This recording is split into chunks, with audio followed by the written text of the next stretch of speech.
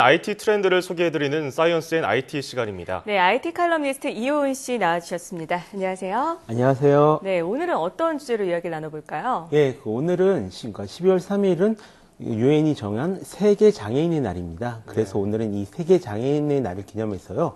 장애인들을 위한 디지털 기기들에 대해서 한번 좀 살펴볼까 합니다. 네. 디지털 기기들이 실제로 장애인들에게 어떤 도움을 주고 있나요, 그러면? 이 부분들이 조금 도움을 주고 있기도 하고 그렇지도 않고 좀 이런 좀 애매한 부분들이 있습니다. 네네. 예를 들어서 휠체어를 들 수 있을 것 같은데요. 이 휠체어는 많은 지체 장애인 분들에게는 상당히 좀 필수적인 그런 도구거든요. 네, 그래서 이 전동 휠체어는 가지신 분들이 상당히 많이 있습니다. 그래서 미국에서는 또 이제 다리가 아프신 노인분들 같은 경우도 상당히 많이 이용하는 제품인데요. 이제 보시는 것처럼 인텔에서는 이제 물리학자 스티븐 호킹 박사랑 협업을 해서 커넥티드 휠체어 프로젝트를 발표를 했습니다. 네.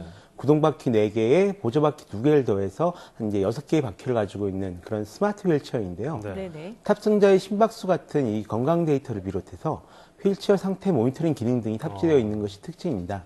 이런 식으로 디지털 기술의 발달은 장애인분들의 복지에 어느 정도 상당히 긍정적인 영향을 끼칠 것으로 여겨지고 있는 것은 사실입니다. 네, 그렇다면 이런 긍정적인 측면 외에 어떤 문제점이 있다는 겁니까? 예, 가장 큰 문제는 역시 좀 너무 비싸다는 것에 있습니다.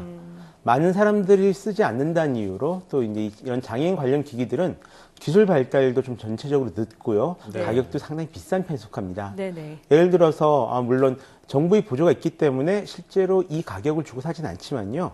기본적인 전동 휠체어 한 대의 가격은 대당 몇백만 원에 달합니다. 비싸네요. 여기에 스마트 휠체어가 되면 가격은 훨씬 더 높아지고요. 네. 또 다른 문제도 있는데요. 사회적 트렌드가 좀 급격하게 변할 때 장애를 가진 분들이 그것을 쫓아가기가 그리 쉽지 않다는 겁니다. 네. 예를 들어서 예전에 인터넷이 활기차게 보급되기 시작했을 때 시각장애를 가지신 분들 같은 경우는 인터넷을 아예 할 수가 없었습니다. 네. 네네. 지금은 웹페이지를 읽어주는 소프트웨어들도 많이 나와 있고요. 또 이런 것들을 법적으로 인정받을 수 있게 해줘서 좀 많이 나아진 상태이긴 한데요. 이렇게 디지털 기술의 발달은 장애인분들의 사회생활에 도움을 주기도 하지만 오히려 적응을 어렵게 만드는 그런 장애물이 되기도 합니다. 네.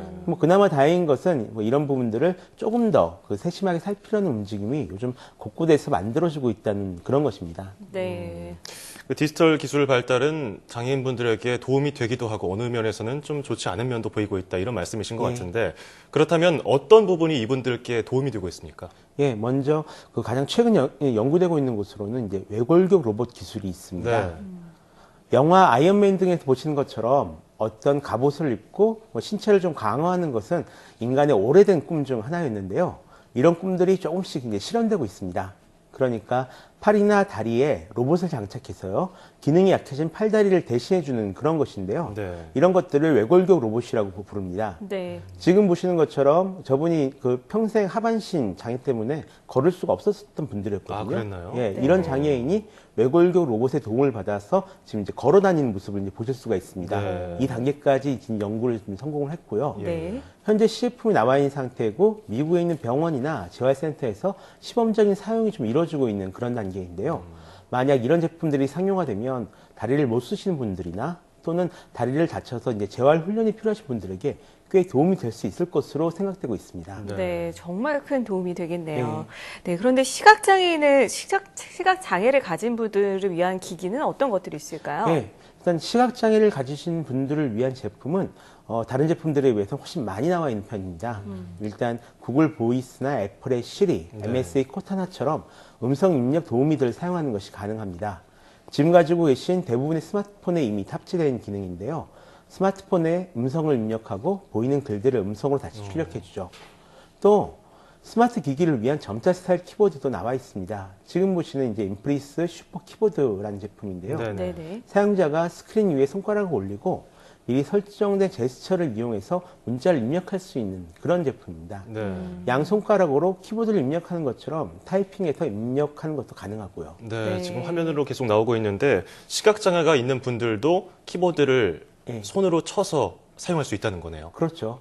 사실 이 음성으로 입력하는 것이 상당히 번거롭기도 하고요. 네. 네. 생각만큼 그렇게 쉽지가 않거든요. 맞아요. 잘 못 알아듣는 경우도 많아서. 많죠, 특히. 네. 그래도 또 보통 사람들이 쓰는 일반적인 입력 방법과는 좀 분명한 차이를 보이고 있습니다. 그런 면에서 음성 입력을 어떤 동작 입력으로 바꾼다는 것은 꽤 중요한 의미가 있다라고 생각합니다. 네, 그렇다면 청각장애를 가진 분들을 위한 기기는 어떤 것이 있을까요? 예. 청각장애를 가지신 분들 같은 경우에는요, 그래도 스마트 기기 활용에 어려움을 좀 덜 겪는 편이라고 합니다.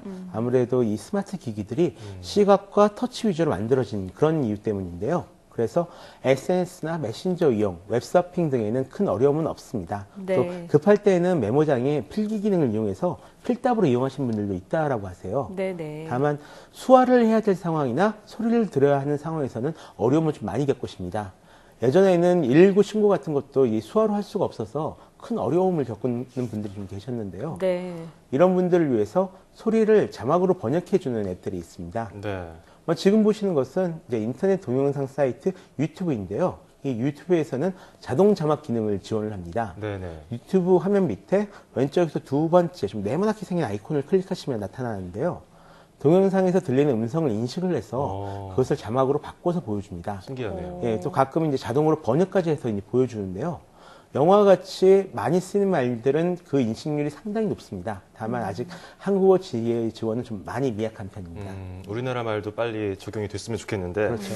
구글 보이스나 애플 시리처럼 이렇게 음성을 문자로 바꿔주는 것은 많이 봤는데 예. 수화를 문자로 바꿔주는 제품은 없을까요? 그러면? 있죠. 수화를 어떤 목소리나 텍스트 바꿔주는 그런 제품들이 분명히 존재합니다. 네. 이 모션 CP라는 이름의 제품이 있는데요.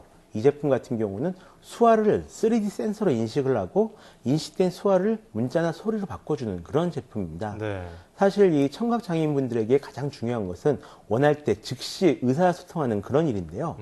이렇게 즉각적인 의사소통이 이루어져야 좀 다양한 사회생활, 예를 들어서 패스트푸드점에 가서 햄버거 하나 주문하는 것도 좀 쉬워지거든요. 네. 네네. 그런 분들에게 이런 자동 수화 번역기들이 좀 널리 보급된다면 보다 긍정적인 역할을 할 수 있을 것이라고 생각합니다. 네, 여기서 궁금해지는 게 우리나라의 수화도 인식이 가능할까요?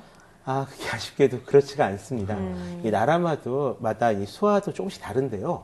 아직 우리나라에는 이런 제품이 없습니다. 다만 수화는 그 음성 언어보다는 좀 언어 간의 차이가 좀 적은 편이라 가지고요.